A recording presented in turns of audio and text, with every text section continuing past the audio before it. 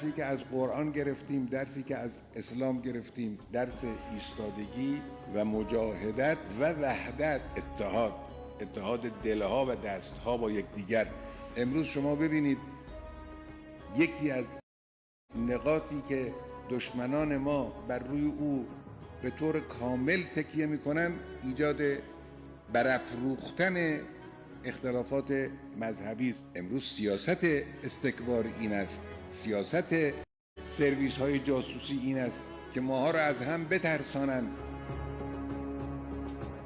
راه غلبه بر دشمنان اندیشیدن، فکر کردن، متحد شدن، دلها را به هم نزدیک کردن، دستها را در هم گره کردن است.